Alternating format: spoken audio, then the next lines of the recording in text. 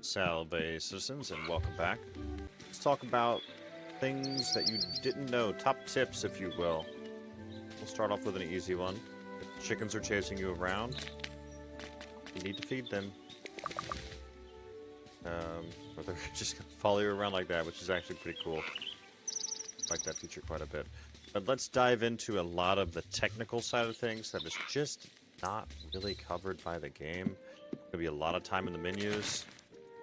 Let's do so. The Townsfolk, every single person, when you get them to level 10, gives you a final reward, and they have rewards at 3, 6, and 10. Some of them are only 6 and 10, but they all give you pretty cool final rewards. It's a small quest to do to unlock these things. Drill in and look at their favorites, depending on the season. You can look at the gifts they've given you and what's left to be given to you. So you would want to keep giving them gifts even after you have maxed them out, because it's going to continue to be rewards. And in the special gifts category especially, there's some pretty cool ones. How do you get the gifts? After you've maxed out their rep, you have to give them their favorites, their favorite foods, the heart food, and the next day they will give you gifts in the mail. And in the fish screen, you can see where they will be caught and the time. There is a little variation here. For example, I often would catch the blue lamprey not only at the tree root pool, but also at the Ladle's jetty. When you're gardening, one thing that's nice to know is the flowers themselves often will give you more than one seed. So you don't need to spend a crazy amount of time with the jellies and jam trading, unless you really want to. Kind of shore up how many seeds you start with. But beyond that, it's going to tell you, they'll quite quickly pile up and you'll get a lot of seeds. If you buy 2 or 3 of each, it's going to really expand. Like, I actually bought 5 of the Gabera seeds and never bought any more, and we're up to 87 now.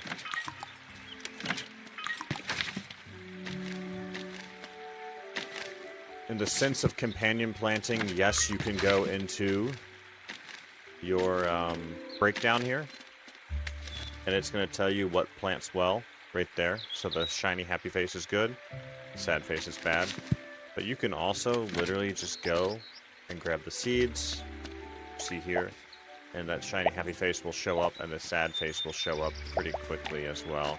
I was hoping I had some actual veggie seeds, but I don't right now. But everything always does well with flowers, but you need not only flowers, but plants of a similar type to really get that chance for a bonus.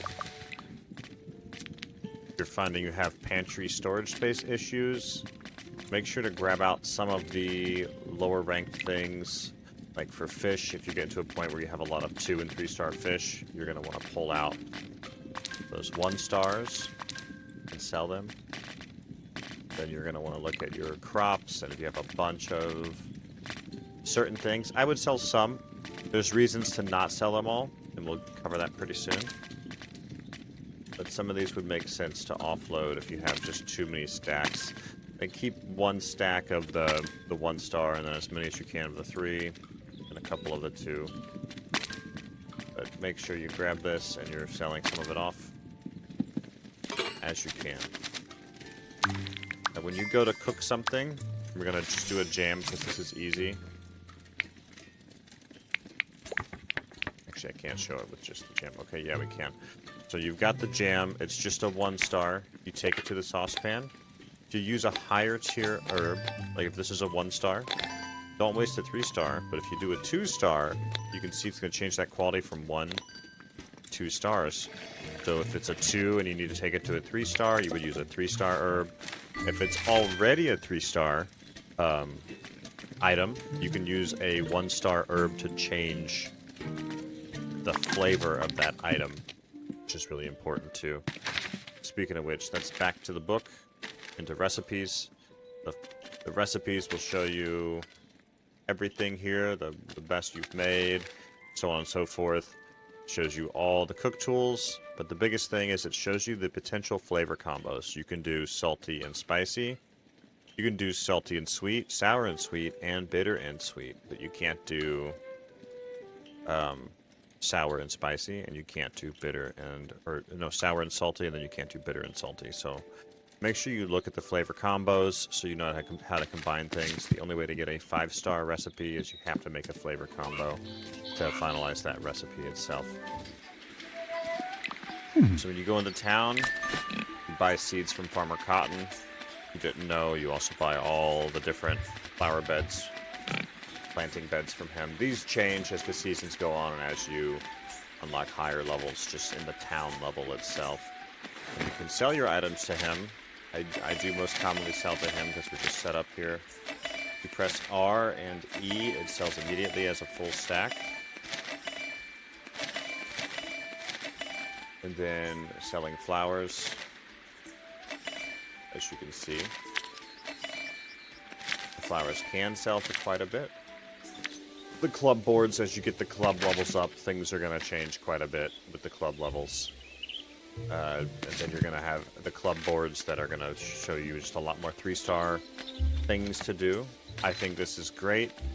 Doing these 3-star turn-ins is going to give you 3-star rewards every time. If you didn't know, when you get Delphinium to level 10, you can then interact with her beehives and get honey. There's 3 beehives here, and there's 2 additional beehives. 3 additional beehives up here, and they vary what's available on which day. Sometimes you can get 2 at once, sometimes just 1, and all 6 are never available at once. When you look at the map, you're going to see spots that show you common spawn areas for certain things. Like you can see butterfly caps spawn over here, but you can also find butterfly caps here, and then you can also find butterfly caps over on this side of the map as well. So it's going to show you a good spot to go, but it's not going to be the point where everything is on the map. When you have shared meals planned with the villagers, you can then come to your cooking station and click on cravings, and you can mouse over and immediately see who's going to like what. So we would obviously have to make something from this choice of 5 or 7 if we got the ingredients to make these 2, and it looks like we just need flowers for those. Then you would be able to pick and choose a cravings meal, so you would get the full hearts when you hosted that meal the next day. I think that's going to about cover it for now, y'all. Carry on enjoying Tales of the Shire. It's been a fun one to play. Wish I had more tips to share, but about all I can think of right now. So it's a busy week. Y'all take care and enjoy. Please drop any... Y'all take care and continue on enjoying Tales of the Shire. That's about all we have for now. Hope to see you again soon. Please do like and subscribe.